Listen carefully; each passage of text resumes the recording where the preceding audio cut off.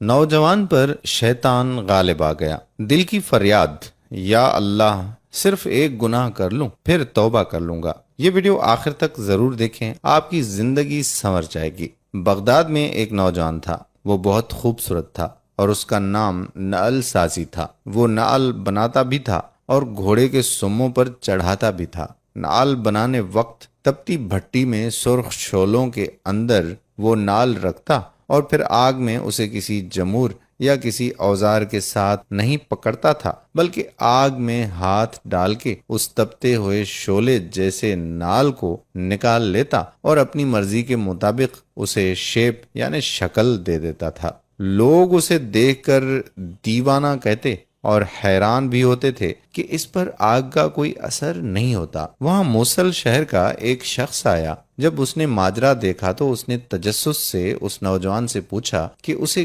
گرم گرم لوہا پکڑنے سے کیوں کچھ نہیں ہوتا۔ اس نوجوان نے جواب دیا کہ وہ جلدی میں لوہے کو اٹھا لیتا ہے اور اب اس پر ایسی کیفیت طاری ہو گئی ہے کہ میرا ہاتھ اسے برداشت کرنے کا عادی ہو گیا ہے اور اسے کسی جمور یا پلاس کی ضرورت نہیں پڑتی۔ اس شخص نے کہا کہ میں اس بات کو نہیں مانتا، یہ کوئی نہ کوئی اور بات ہے۔ اس نے نوجوان سے کہا کہ مجھے اس کی حقیقت بتاؤ۔ اس نوجوان نے بتایا کہ بغداد میں ایک نہایت حسین و جمیل لڑکی تھی اور اس کے والدین عمرے کے لیے گئے ہوئے تھے اور کسی حادثے کا شکار ہو گئے۔ وہ دونوں فوت ہو گئے اور یہ لڑکی بے یار و مددگار اس شہر میں رہنے لگی۔ وہ لڑکی پردے کی پلی ہوئی گھر کے اندر رہنے والی لڑکی تھی۔ اب اس کو سمجھ نہیں آتی تھی کہ زندگی کیسے گزارے۔ آخرکار نہایت غمزدہ اور پریشانی کی حالت میں وہ باہر سڑک پر نکل آئی۔ اس نے میرے دروازے پر دستک دی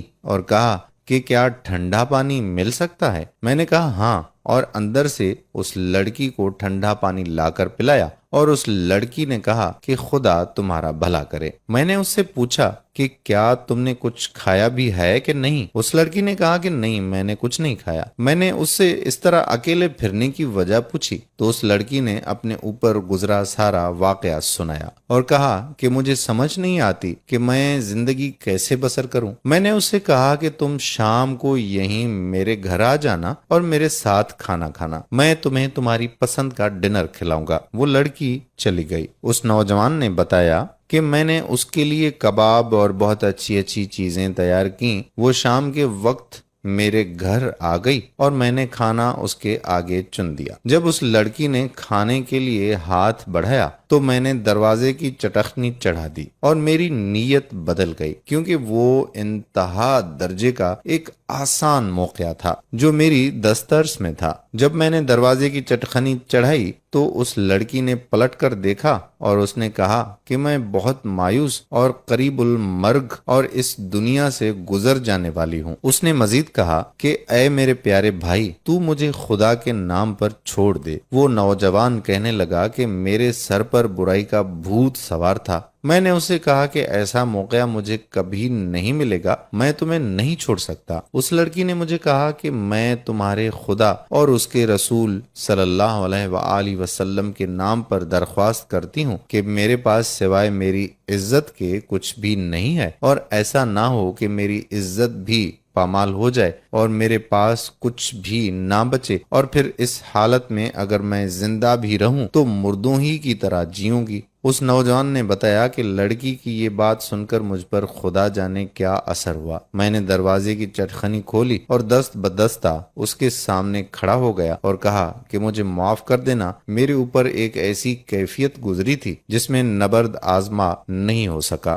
لیکن اب وہ کیفیت دور ہو گئی ہے۔ تم شوق سے کھانا کھاؤ اور اب سے تم میری بہن ہو۔ یہ سن کر اس لڑکی نے کہا کہ اے اللہ، میرے اس بھائی پر دوزخ کی آگ حرام کر دے۔ یہ کہہ کر وہ رونے لگی اور اونچی آواز میں روتے ہوئے کہنے لگی کہ اے اللہ، نہ صرف دوزخ کی آگ حرام کر دے بلکہ اس پر ہر طرح کی آگ حرام کر دے۔ نوجوان نے بتایا کہ لڑکی یہ دعا دے کر چلی گئی۔ ایک دن میرے پاس زنبور یعنی جمور نہیں تھا اور میں دھوکنی چلا کر نال گرم کر رہا تھا۔ میں نے زنبور پکڑنے کے لیے ہاتھ بڑھایا تو وہ دہتے ہوئے کوئلوں میں چلا گیا، لیکن میرے ہاتھ پر آگ کا کوئی اثر نہ ہوا۔ میں حیران ہوا اور پھر مجھے اس لڑکی کی وہ دعا یاد آئی، اور تب سے لے کر اب تک میں اس دہکتی ہوئی آگ کو آگ نہیں سمجھتا ہوں، بلکہ اس میں سے جو چاہے بغیر کسی ڈر کے نکال لیتا ہوں۔